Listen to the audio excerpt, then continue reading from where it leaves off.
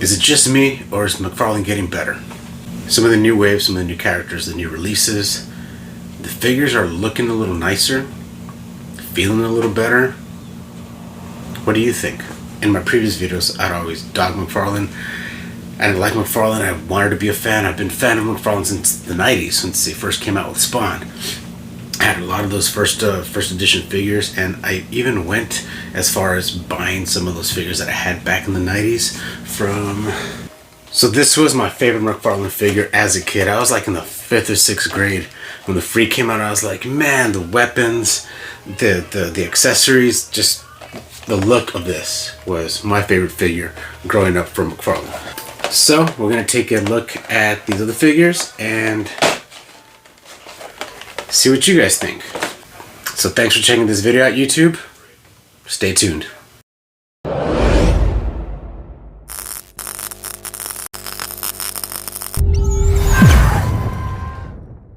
I wanted to be a McFarlane fan, so there I go crazy buying all the the DC multiverse. But the few issues and deal breakers that I had with McFarlane: first, proportions were bad, balancing was bad, skinny ankles, skinny feet, weak joints. Lately it's been little to no accessories, just a separate pair of hands, botched face sculpts, and the one thing that I hated the most about McFarlane figures is that stupid fucking side-eye. There's no, sure, you can, it kind of gives the figure just a one-dimensional type of pose or stance or something, and you really couldn't do much with it because it's looking in one direction. Whatever. Lately, it seems like he's been fixing that issue. You don't have the side-eye. You've got slightly better accessories. The feel of the figures have been a little better, a little denser, more durable, solid, whatever. So we're going to take a look at two figures today to see exactly what I'm talking about and if these figures hold up to the new hype. So two figures that I came across recently: Val Kilmer Batman and the Jim Carrey Riddler. Now, I really enjoyed Batman Forever. It was super cool. I liked it back then. The Jim Carrey Riddler, I was a huge Jim Carrey fan back then. Still am. And I think he did a great Riddler. Now, a lot of my friends think that, oh, Tommy Lee Jones was a badass Two-Face. He was a decent Two-Face, but he wasn't the Two-Face that I, grew up reading about in the comics. And in Batman Forever, he seemed a little too comical.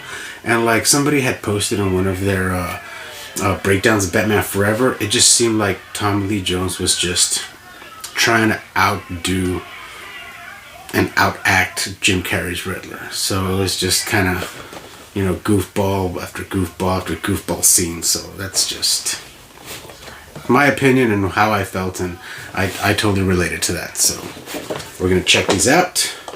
I'm going to bust these babies out of the box and, again, confirm or disconfirm if McFarlane figures have indeed progressed and have gotten better. So, alright, so here we've got them out of the box, and I'm going to say unboxing these was actually, you could already tell the quality of the figure, the difference from previous waves. They seem a little sturdier, they feel better, they look awesome, like these especially. I also came across a 1966 Batman, the Adam West, and that one was really cool because it came with a metallic shiny blue wired cape. So McFarlane is really putting the quality in the capes now, because we've got a cloth cape here for Val Kilmer's Batman, and even, oh no, I have the NECA Batman. I don't have the 1989 Keaton Batman that came with the Batmobile. I had gotten rid of that one because I like the NECA Batman a little better. So another case in point. But they feel awesome. They pose a little better. They give you just a little bit more of option for articulation around the waist and the abdominal. They're still using pins on their joints, but that's not a complete deal breaker for me, as most Marvel Legends collectors now, they're being kind of snobby, like, oh, it doesn't have pinless joints, oh, why don't they have pinless joints? Oh, with the advancements that they've made, you'd think that they'd have pinless joints. I think that's just being a little nitpicky at that point. I really don't mind the pins, but you see, these figures, it's not something that I'm gonna like be moving around constantly. I'm gonna pose them out one way, put them on my movie shelf, and leave them as is. So, looking at the face sculpt here of Val Kilmer, it captures the mouth area, his face, his jawline. Like, this is a very good representation of the Val Kilmer Batman. Not a whole lot of other different paint apps on the bodysuit, but it's got a cool midnight metallic blue, which I think is awesome.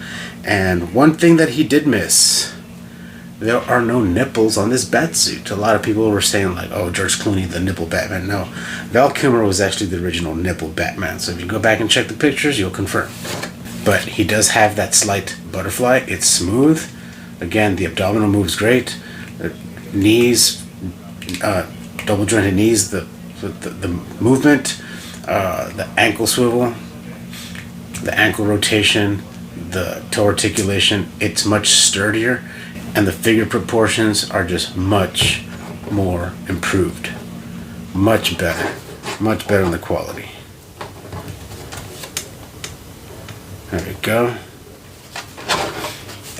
So the figure, I'm giving it an 8 out of 10. Oh, why didn't it get out of 10 out of 10? Well, I don't know. Maybe we could have added a wired cape.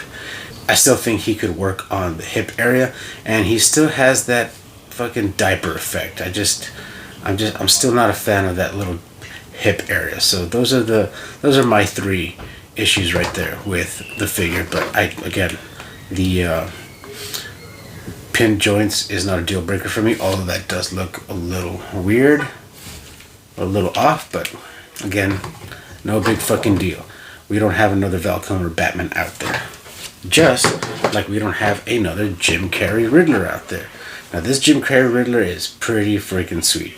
Like, it's movie accurate. He's got that face that, alrighty then, you know. Like, it's cool. He's got his little, question mark cane. Just like the way he has in the movie. He's also got that slight butterfly joint. Not too much rotation there. It seems a little stiff, but it does add that extra range for more expression and deeper motion for added emotion in your posing, however it is you want to display your figures. So both of these figures, of course, come with their standard and typical trading card. We got the Jim Carrey trading card here, and we've got the Val Kilmer Batman Forever like the movie poster promo here. And it comes with 2 stands, and I believe that this stand also holds the Build-A-Figure, that Build-A-Figure bat. So the Val Kilmer Batman comes with the headpiece, and his personal accessories is the grapnel gun, the batarangs, and 2 open hand gestures to switch off.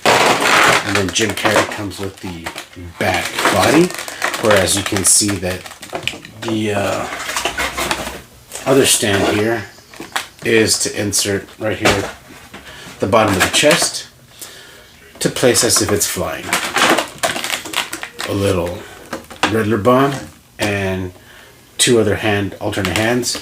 I did switch one out because he does come with both kind of gripping hands or open hands on. I just switched one out to this open hand expression, just to add a little bit more character to the posing there. Bumblebee tuna. Bumblebee tuna. See, and this is why exactly it is I do Fury's figures, because not just me in previous videos, but people in other toy reviewers, Facebook groups, internet comments, Reddit, wherever it is you get your figure insights from. I think McFarlane has heard that we hate what you're doing with your figures and you got to change it because you have a lot of great potential that you're not using, and a lot of your figures just suck. But I think they're getting better. So keep it furious, get your voice heard, state what you want from these companies. I mean, Hasbro has made a lot of changes to their figures that, a lot of fans were complaining about or had issues with in the past, even as early as 2 or 3 years ago. Now we've got different body updates, more butterfly joints, better accessories, more comic accurate looks. Although I still don't like a lot of the facial expressions and hairdos they're doing for these new characters. They're just modernizing them too much, and they're just looking a little too. So that's all I'm gonna say. I'm not gonna go any further than that. But if you see what I see, then it's those figures are no. But thank you for checking this video out. Thanks for your views. Hope you guys like, subscribe, comment. Let me know what y'all think. If you all are getting any of these figures, because like NECA in my previous videos, McFarlane is slowly reeling me back in, but I'm gonna nitpick these because I'm not gonna go back down a rabbit hole that I don't want, and I'm not gonna go buy a bunch of bunk McFarlane figures and just end up with figures that I just bought just to buy. So these do have a sort of special place in my upbringing from my childhood, and I think I'm just gonna stick with these two. I might look for that Crystal Dawn and Robin, because I hear that Crystal Dawn and Robin not only looks good but moves awesome, and it's pretty much this Val Kilmer Batman, and just I'll get that one. Also, with the announcement and the release of the Batman Forever Batmobile, that one is coming out with an Alfred, so that one is also another one on my list. So I'm anticipating that one. Hopefully that comes out soon.